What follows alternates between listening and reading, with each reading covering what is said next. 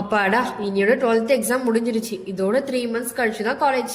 ஆமா, எக்ஸாம் வேற கம்ப்ளீட் ஆயிடுச்சு. காலேஜ் ஸ்டார்ட் ஆகிறதுக்கு இன்னும் நிறைய டைம் இருக்கு. என்ன பண்ணலாம்? சரி, உங்க பிளான்லாம் என்ன? நான் பிகாம் படிக்க போறேன். நீ என்ன படிக்க போற? நான் இன்ஜினியரிங் படிக்க போறேன். நீ?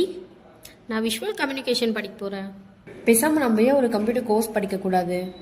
பிகாஸ் ஃபியூச்சருக்காக கரியர் ஓரியன்டான கோர்சஸ் ஜாயின் பண்ணலாமா? சரி, என்னோட பிரதர் படிச்ச பெரம்பூர் அப்போலோ கம்ப்யூட்டர் எஜுகேஷன்லயே நம்ம கோர்ஸ் ஜாயின் பண்ணலாமா? ஆமா, என்னோட சிஸ்டரும் அங்கதான் படிச்சாங்க. 25 இயர்ஸா ரன் ஆயிட்டு இருக்கு. நம்ம அங்க போய் ஜாயின் பண்ணிக்கலாம். சரி, எங்க வீட்ல பிகாம் படிக்க சொல்றாங்க. ஆனா எனக்கு வேற ஏதாச்சும் கோர்ஸ் படிக்க இன்ட்ரெஸ்ட் இருக்கு. படிக்க முடியுமா? கண்டிப்பா படிக்கலாம். இங்க Tally, advance Tally, GST, SAP, C, சி++, Java, .NET, Python, graphic designing, web designing, 2D and 3D animation and ethical hacking, இந்த மாதிரி நிறைய கோர்சஸ் இருக்கு. இதுல எது வேணும்னாலும் சூஸ் பண்ணி படிச்சுக்கலாம். அது மட்டும் இல்லாம பெரம்பூர் அப்போலோ கம்ப்யூட்டர் எஜுகேஷன்ல காலேஜ் ஸ்டார்ட் ஆகிறதுக்குள்ள கோர்சஸ்லாம் கம்ப்ளீட் பண்ணிடுவாங்க. சப்போஸ் கிளாஸஸ் பெண்டிங்ல இருந்தா வீக்கெண்ட் கிளாஸஸ் போனா கூட கம்ப்ளீட் பண்ணிடுவாங்க.